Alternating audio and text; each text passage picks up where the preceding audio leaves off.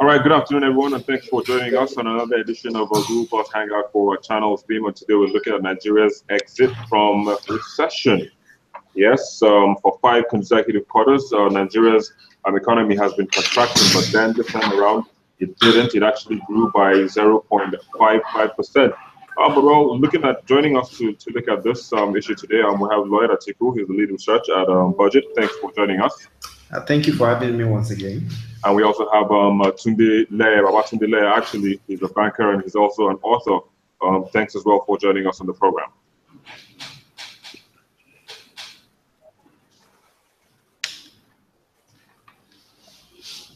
If you can hear me, Tunde, thanks for joining us on the program.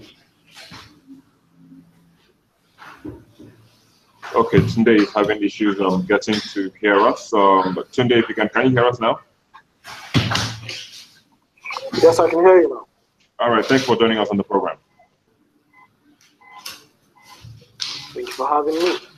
Of course. So let's even begin with this growth that they said the Nigeria's economy has witnessed in the last quarter. What does it mean exactly?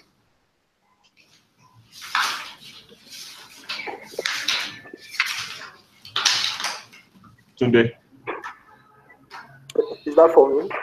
Yes, please. Hello. Okay. What does that mean? Essentially, what it means is that in the quarter, the economy grew by 0.55%. When you define if you are in recession, it means that quarter on quarter, your economy is contracting. It's having negative growth. This is once there is one quarter of positive growth, like the one we have now, no matter how marginal the positive growth is, it means that the economy has come out of a recession. So it's correct what the MBS said, contrary to what a lot of people that wanted to beat the statistician general were saying. It's correct that we are out of the recession. However, different. So the issue that I think should continue to be discussed and should be top on people's minds is that the way it is, the economy was contracting, and so it has it's the base from which you are improving from. It's like you had 100, and then you contracted to 80, you contracted to 70, to 60.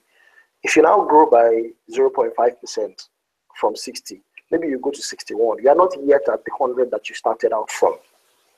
So you have started growing, but you are not where you started from. And I think that's the key thing.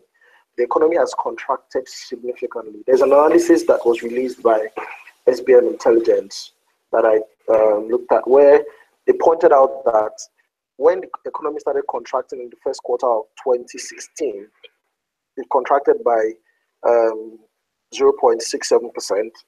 Quarter 2 of 2016, 1.49%. Quarter 3, 2.3. And you can see that the contraction rates increased, and then it started decreasing. But right now, the 0.55% that it has increased by is not even up to any of the quarter contractions. So we are still a long way from things being back to where they should be. I think the second critical thing is that the things that led us into a recession, and that we thought that the administration would take the opportunity to fix. Unfortunately, they did not. I think that we have wasted this crisis, but let the administration celebrates. We are no longer in a recession. All right, like you said, we are no longer in a recession, but you also made mention of some of the things that caused this. So if we're to even look at what led to or what contributed to the growth, what would you be saying, or what can be attributed as the reasons behind the growth of the economy witnessed in the last quarter? So, one of the things that come out of the figures, the biggest contributor to our economy is the services subsection of the economy.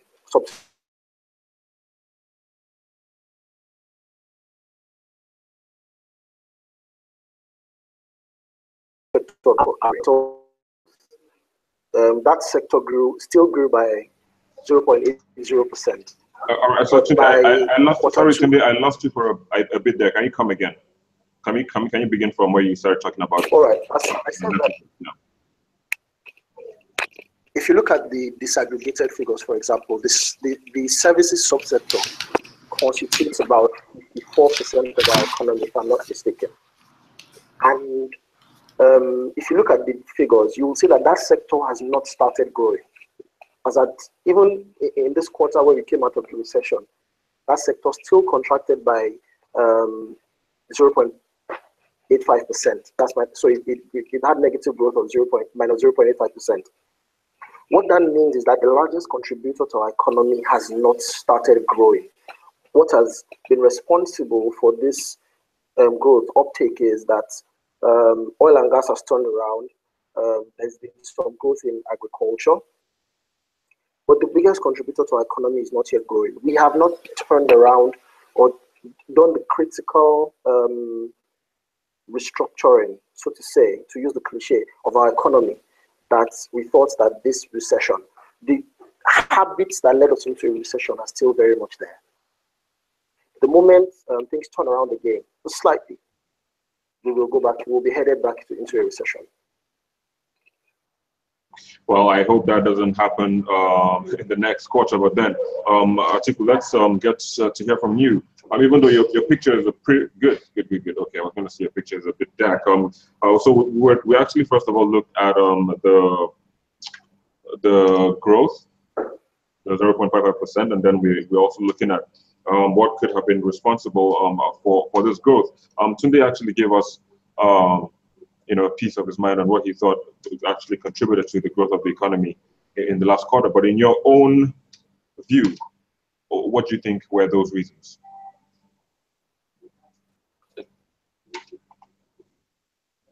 Back to the okay. If you can go back a bit. Okay. Yeah. Okay. Number one, we have to understand the federal government actually rolled out some sets of fiscal policies. Number one, they were planning to inject capital into the economy.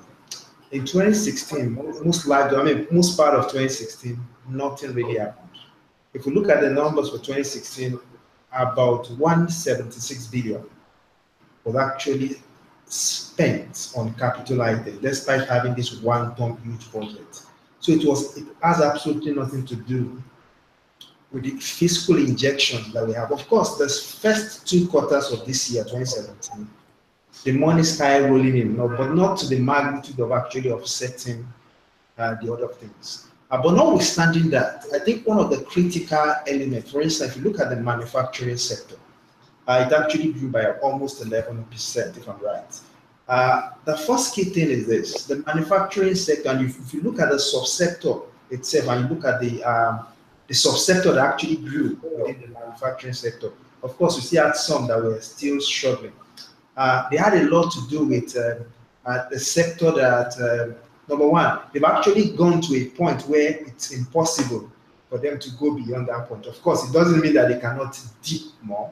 And then notwithstanding that also, I think a little bit of zenless, a little bit of balance in our foreign exchange policy may have contributed to one way or the other to ensure that this subsector of the economy have access to the required raw materials and other things. But notwithstanding that, we could say clearly that the fiscal policies of government cannot necessarily be affiliated to this growth. If that's taken away, then we look at the monetary context itself. What has happened in the last 6 months? Number one, the monetary sector, the monetary policy, the monetary authorities themselves, their focus has always been on bringing down inflation. So typically, there were no necessarily stimulus to actually get the economy back on its feet. So if we look at it, it's not a fiscal, we have no monetary policy initiative actually directed at ending the cycle, and the fiscal policy we're also trailing. We had a lot of issues around the fiscal policy. So why did the economy come out of recession? I think number one, I'll call it the perception in the market around the perception itself, which some economists now, if you look closely at the people working around behavioral economics, they believe that perception has a lot to do with how you end cycles of recession. I think number one, the perception improved slightly in the second quarter of this year. I think that's number one. Then number two, also we have to understand that for those sectors that have been down, we've gotten to a point where, if you just put it hypothetically, you're a farmer, you're producing 200 tubers of yam last year. You're producing 200 tubers of yam last year. But this year, you're lucky. I mean, 2 years ago, you were producing 200 tubers of yam. Last year, you produced, because of the recession, you produced 150. But this year, you produced 151.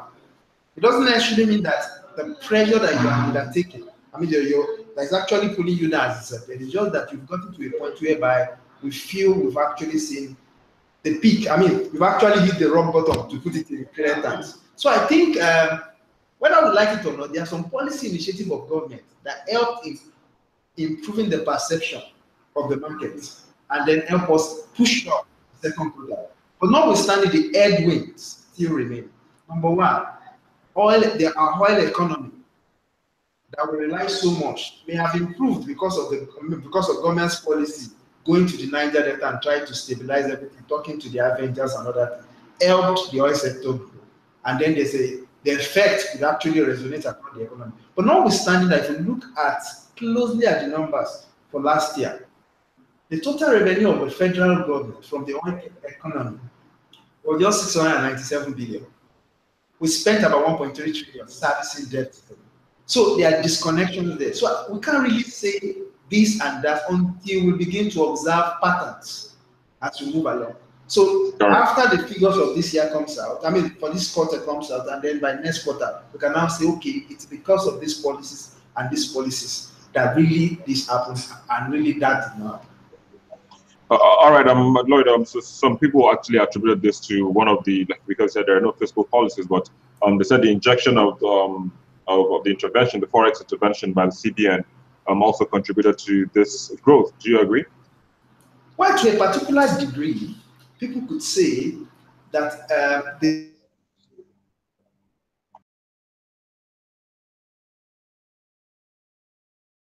All right, it's like we've lost Lloyd for a minute. Tunde, let me come back to you to save the day before Lloyd gets his back to us.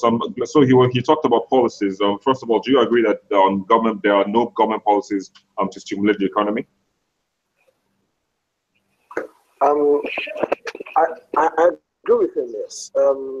So one of the things you ask is, when I was reading about South Africa's coming out of their own recession, and they came out with a growth of about 2.43%, if I'm not mistaken. In the report I read, they could trace very definite government policies that were responsible for stimulating the growth. If you followed the American, when there was the global economic meltdown and Obama had to do the stimulus act and all of those things, you could follow what the government did to stimulate growth again. When you ask yourself the question, there has been a 0.55% growth, which is unremarkable in itself, considering the low base that we're coming from. Yeah. Then you ask yourself, what is the policy? Where's the straight line between policy and this growth? You can't find it. So you realize very quickly that it's an eventuality that is not under the control, or that is not instigated by any government action. And because of that, you know fully well that once the same or similar set of scenarios that led to the recession comes up again, you are going to get exactly the same outcome. There's going to be a recession. There's been no learning. There's been no correction of course. There's been no restructuring. There's been nothing that has been put in place to ensure that it doesn't happen in this manner again. We have wasted the crisis. We're still doing subsidies. We're still pegging FX rates. We're still making all the mistakes that we made that led us here. There's been no change. So yes, I totally agree with Lloyd. Okay, what about the CBN intervention? Because some also attribute that to the growth of the economy. You ask yourself the question, what exactly in the CBN intervention led to the growth of the economy? There's no, so a lot of people had said that the CBN needed to take a very specific policy stance. The stance around letting the currency float and all of that. For a long time, the CBN didn't do that. They took steps towards that policy stance eventually. They didn't fully implement it, but they took some steps, and those steps came at the times when the president was away, but they were not courageous enough to take the full steps. Now, because of the steps they have taken, and the fact that there is an improvement in the oil and gas market, they have had access to more dollars. The foreign reserves have grown, so they've had access to more dollars. So if you look at it, they keep injecting FX into the market. That's what is buoying that market. It's not any special policy. It's not anything that has come from a period of deep thinking and restructuring anything. It's simply a case of there's a bit more supply of FX, so the CBN can manipulate the FX market better. The moment you take away, for any reason, the scenario where FX is available, CBN falls back to exactly the same positions they were. So it's not a policy decision that the CBN has taken. It's an eventuality that has enabled them to continue that had been made in the past. Okay. So you're saying, in other words, you're saying it's just a one-stop gap a solution. It is not a full-time or a long-term solution. It hasn't solved any fundamental problems. No, it hasn't. All right. It seems it hasn't. If oil falls to $25 per barrel today, and for some reason we are unable to also meet our production quota, have we done anything that would ensure that we don't go down this path again? No, we haven't. In fact, we have gone on a borrowing spree.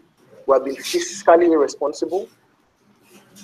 And the people that have the numbers, like Lloyd, will tell you, when you throw out the numbers at you, if the fear of the Lord will descend on your heart as to the direction that this country is going. Once there is just a slight turbulence. Once there's a slight turbulence like this, all right. Back, so I guess you can speak to your question. Okay. Lloyd, so give us the numbers, because Tunde is saying that what we have right now is just a stopgap solution to the problem, and he's saying we don't really have a long-term solution to what we have to the problem, rather. And he's saying that if by chance oil prices should plummet, there would be a serious issue. Is that correct? Yeah, that's actually very correct. Whether we like it or not, the economy, the fabric of our economy still relies on the oil economy. Irrespective of the fact that the economy is highly and widely diversified.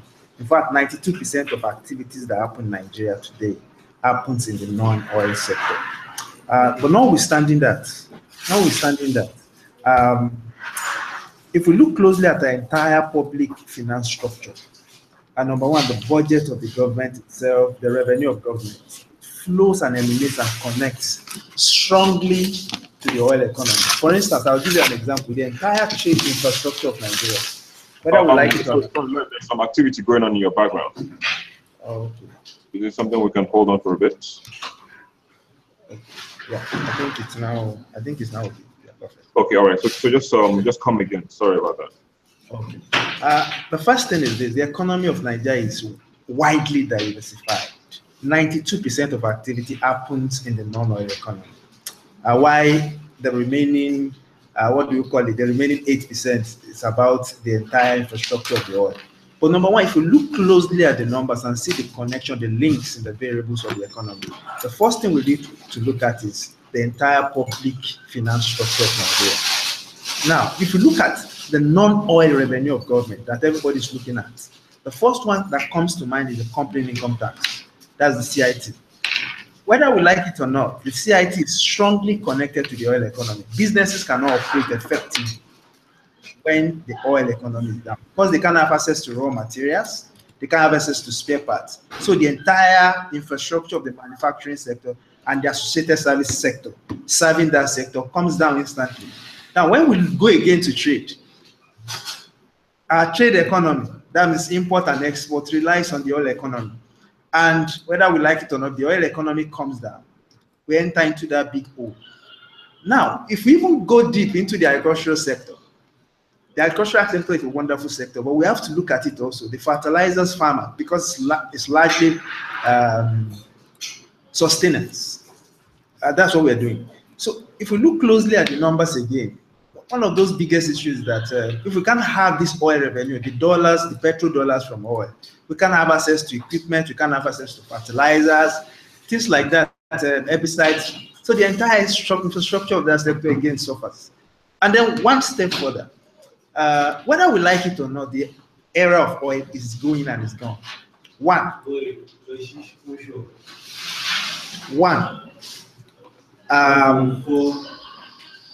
countries around the world are already announcing that they are going to put a stop to the purchase of petroleum-powered vehicles. Now, the clear thing there is this. Number one, if that happens, whether we like it or not, all you need to do is to put a brake on demand for oil. I'm not saying that reduce demand for oil. Put a brake, and then before you know it, there's this big lock that's already happening in the system, and it affects it. So, if that happens, oil price refuses to rise or even falls, all the sectors I've mentioned, the manufacturing sector, the agricultural component of the whole sector, the trade industry, which have retail trade and other things like that, they all come crumbling down. And that's whether we like to resonate across. But beyond even all these numbers, and then it affects the government. It affects me, it affects you, then the economy goes back to recession. Now, during this period of this recession, what particular policy initiative of government had been done or had been actually designed to mitigate these challenges? The reality on ground is that nothing structurally has changed about Nigeria. What we just have now is just numbers showing that the economy is in a positive trajectory.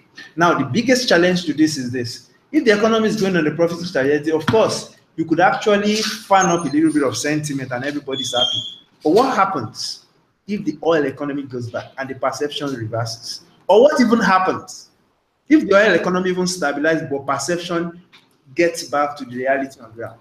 That means we will be back to where we started from. And it's even far worse. Economists will tell you that the worst form of recession is always the double dip recession. When you go into a recession, you come out of recession, and then you walk back to recession. It becomes very difficult to convince people to actually invest in that kind of economy. Yeah. Okay, so I mean, like you're saying now, because from what both of you have said, this is just a mere walk from where we used to be, and it's not really a significant move, so to speak. Now, so what will be the chances of the ordinary man on the streets feeling the impact of the economy coming out, even though it is just by a step out of recession?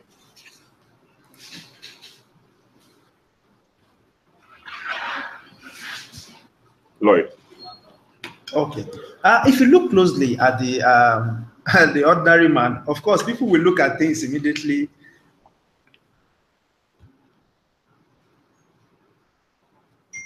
Please go ahead. Right.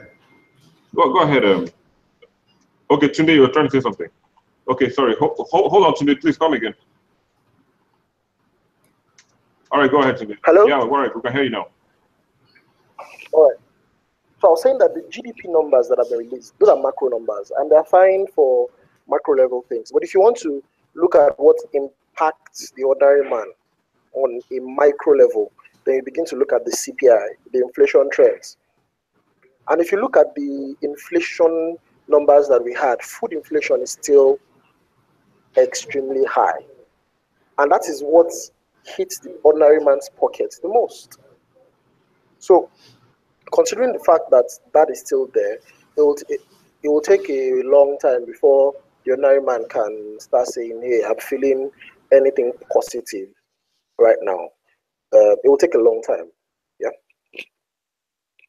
So, in other words, the markets will still remain partially the same in terms of prices of foods? Okay, so I'm saying that the market. I said the markets will still remain the same in terms of prices of food and what have you. Oh yeah, it's going to remain the same. It's going to remain the same. And note that inflation, the inflation rate will still. While the inflation rate will drop, inflation is still there. So prices will still keep going up. It just means that the rate at which they're going up would have reduced a bit, but prices are still going up. Cost of living has increased. It's not decreasing in any way, and it's not decreasing at a rate that the common man can keep up with. Somebody in Nigeria that maybe last year was middle income, middle class, you've probably moved to low income, struggling class now, because your income hasn't gone up, but your cost of living has gone up significantly. What is your disposable income has totally shrunk, and you're essentially surviving. This is not going to change any of that. In fact, it's going to get tougher. All right. So just in wrapping up on this conversation, now, what will now be the outlook for the next quarter? What did you say? The outlook for the next quarter.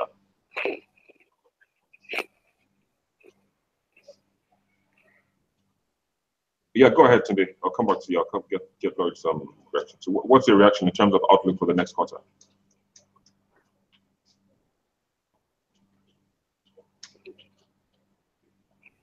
Okay, I think Tunde is having issues. Lloyd, if you can hear us, so I was asking, first of all, about what it means, that's the coming out of recession. You know, yeah, for the ordinary man on the streets. Tunde actually went, a bit explaining what it means, but in your own terms, in your own view, what does it mean? What do you think it will mean to the ordinary citizen on the street? Yeah, the first thing is that a lot of people actually lost their jobs. In fact, the numbers was very close to, if I'm right, it's close to about 4 million people. And then a lot of people also walked into the workforce. The workforce of Nigeria during this last 2 years have actually gone from about 78 million to about 100 and something million, if I'm right. So a lot of people actually came into the workforce, and most are actually struggling. Then, so for the individual on the street, I think the first thing is this. Price seems to be moderating, but not necessarily because it's moderating. When I say price is moderating, I'm not saying price of goods and services actually falling, but the rate at which they are actually increasing seems to be slowing down. Not because things are a little bit better. If you look closely at the monetary base, we have to understand that the Central Bank of Nigeria have been pumping a lot of money, not directly into the economy, but they have been funding the government. They've been funding the government, in quotes, just to put it in context. We have to understand that about 1.75 trillion had been handed over to the states during this period to actually bail out the states. The federal government had got close to about 5 trillion that were printed. Whether we like it or not, this will work itself into the economy. But the problem we are having now is because consumer expenditure, the consumers are not buying things. So don't let me use all these economic jargons. People are not buying things the way they should buy, and business are struggling. So business are reluctant to raise price the way they will have raised it to actually soak in a little bit of money. So really, the inflation context continues. But notwithstanding that, because the economy is working out of recession, although I still have my doubts whether it's sustainable over a long period of time, but if it's actually sustained for 2 quarters, then we could see a little bit of jobs working into the economy. And that could be at least to a particular degree. Not necessarily creating new jobs, but at least assuring people already working that they don't have to lose their jobs the way they've been doing. I think that's one of the positives that we could pick up. The second one is actually this, number 2. The perception for businesses is simple. The economy is out of recession. What do? Do we slow down? Do we slow down investment, or do we begin to invest back in the Nigerian economy? Now, the first thing is this. Typically, during recession, businesses are always reluctant to invest. Most of them look at their inventories, and they try to push out their inventories. But really, if you look at the numbers and you look at the annuals of most of these companies, the inventory level are still elevated. In fact, if you look at it for second quarter, third quarter, the inventory level are still elevated. So really, people are producing in anticipation that things will happen. So if that thing don't happen, we may even fall back into where we're starting from. And that's where the government needs to exercise significant constraint here. And number one, we already understand that we are borrowing money to pay salaries. But it's more important now that the money that the central bank is handling, to even put it in context. If you look at the domestic market last year, they could only raise 300 billion. They could only, in fact, the banks, the entire infrastructure of the banking system and the financial system could only rate about 300 billion and hand it over to government. Government was actually estimating that they would get above $1 trillion from that market. That market historically had been able to finance government to the tune of about 700, 800, 900 billion. But it was down to about 300 billion. And we have a lot of, so if we look at the old numbers and you put everything together, we say, yes, it's still not there yet. People should not raise their expectation that everything will go into the positive distance. It's not going to go like that. It's not going to get good overnight. But the only positives there is that, number one, the perception among businesses is that, oh, the economy is getting interesting. Let's start investing, which is good. I don't have to lose my job in the interim. In the expectation that government will continue to do what they need to do to make sure that everything stabilizes. Then the second thing there is that price of goods and services may not continue to rise because inventory level is also building. So typically, just like you mentioned, the price of goods and services may begin to flatten out. Not necessarily, I'm not saying that the price of goods and services will reduce. What I'm saying is that the rate at which they are growing will most likely moderate, maybe to the region of about 15 to 14%, which is okay, which is fully flat.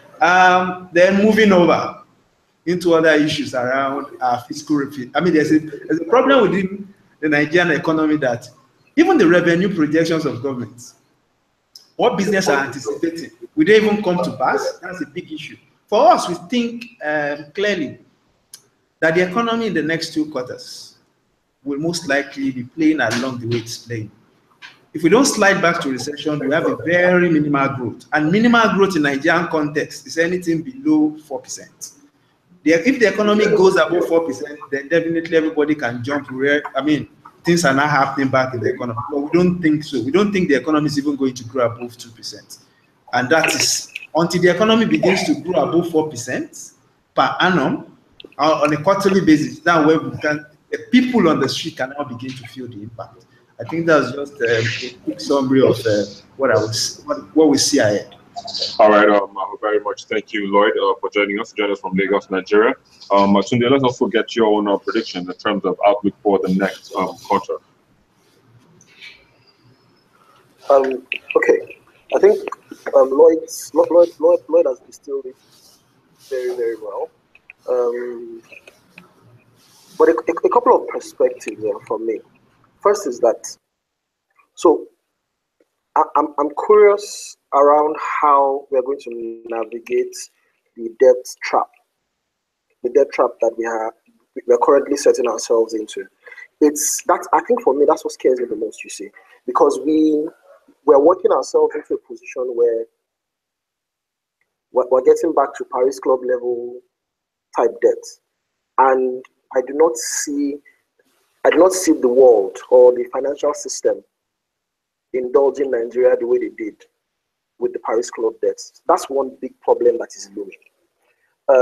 The second problem is I'm hoping that now that there's been some growth, if we can sustain this growth for a second quarter, then maybe the MPC will be willing to drop interest rates. Today, as it is, the government is crowding out. Companies need to invest. They're anticipating that there will be growth. They need to invest, stock up, do all of those things. But financing, the government is crowding out the ability of companies to borrow because of the high rate at which government is borrowing. So even all of the borrowing that is available, all of the money that is available in the industry to borrow is not flowing towards private hands. And because of that, there's not a lot of production yet that is going on. The government needs to step back from borrowing. We know that they need to finance and all of that. They should continue the roundabout way they've been doing it and allow the guys to access this fund so that we can stimulate begin to grow, spend again, and then the wheels of the economy can just begin to move again. Because if we don't do this, and the government keeps on stifling private access to funding and all of that, we're going to have a second round of inflation. I can guarantee you that we're going to have a second round of inflation, and it's not going to be it's not going to be as easy to get the financial system and the rest of the world, investors and all of that, to come and start investing in a country that's gone into double inflation, double recession type, double deep recession type these things. So it's important. It's really, really important. We know the government has not done a lot around bringing us out of this recession, but they can do a lot to prevent us from going into another recession, and that is what we need them to do now. All right.